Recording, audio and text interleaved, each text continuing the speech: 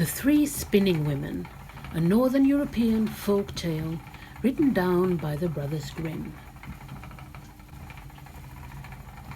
There was a girl who was lazy and would not spin. Her mother could not make her do so, whatever she said to her. Finally, anger and impatience so overcame the mother that she beat her, upon which the girl began to cry loudly. Now the queen was just driving by, and when she heard the crying, she ordered her carriage to stop, went into the house and asked the mother why she was beating her daughter so that her cries could be heard out on the road. The woman was ashamed to reveal her daughter's laziness and said, "I cannot make her stop spinning. She wants to spin on and on forever, and I am poor and cannot get the flax." Then the queen answered, "There's nothing that I like better to hear than spinning. I am never happier than when the wheels are humming. Let your daughter come with me to the palace. I have flax enough. There she can spin to her heart's content." The mother was completely satisfied with this, and the queen took the girl with her. Arriving at the palace, she took her upstairs to 3 rooms which were filled from the bottom to the top with the finest flax. "Now spin this flax for me," she said, "and when you are finished you shall have my oldest son for a husband. I do not mind if you are poor. Your untiring industry will do for a dowry." The girl was frightened inside, for she would not be able to spin the flax. Not even if she had lived until she was 300 years old, sitting at it every day from morning until evening. When she was alone, she began to cry and just sat there for 3 days without moving a hand.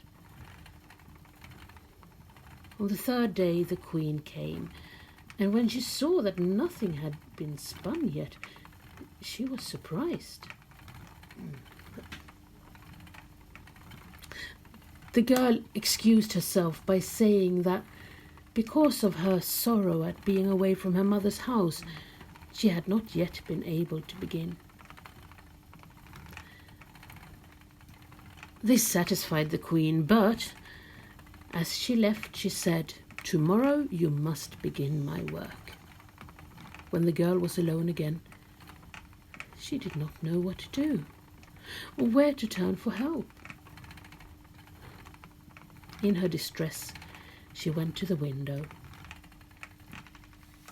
and there she saw 3 women coming toward her.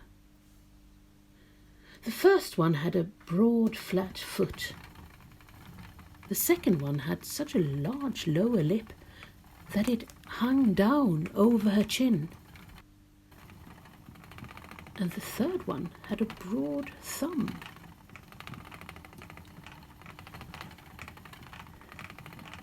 They stopped outside the window, looked up and asked the girl what was wrong with her. She bemoaned her troubles to them, upon which they offered her their help, saying, "If you will invite us to your wedding, not be ashamed of us, call us your aunts, and let us be seated at your table. We will spin all the flax for you, and in a very short time at that." "With all my heart," she answered. "Come right in and begin the work at once." Then she let the 3 strange women in and cleared out a space in the first room where they could sit down and begin their spinning.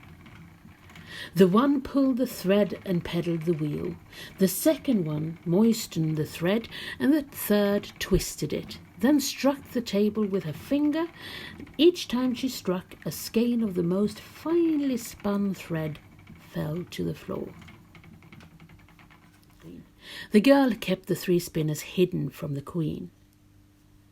But whenever she came, the girl showed her the great quantity of thread that had been spun, and the queen could not praise her enough.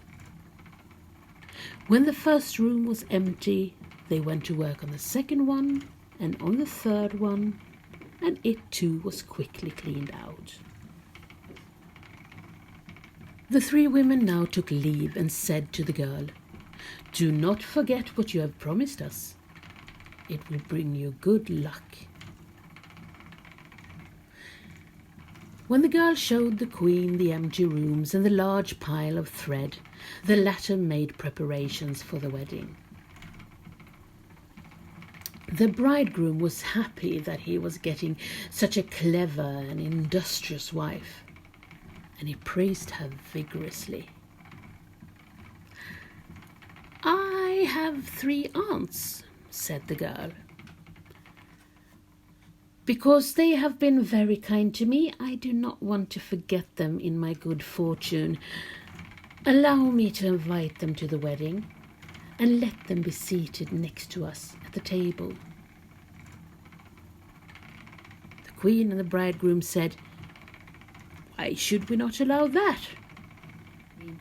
When the feast began, the 3 women, dressed in strange clothing, entered. The bride said, "Welcome, dear aunts." "Oh," said the bridegroom. "What brought you to this hideous friendship?" Then he went to the one with a broad flat foot and asked, "Where did you get such a broad foot?" "From peddling," she answered. "From peddling."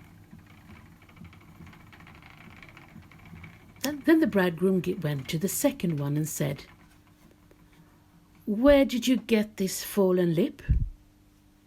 "From licking," she answered. "From licking." Then he asked the third one, "Where did you get this broad thumb?" "From twisting thread," she answered. "From twisting thread." This alarmed the prince, and he said, "My beautiful bride shall never again touch a spinning wheel." With that, she was freed from hateful flax spinning.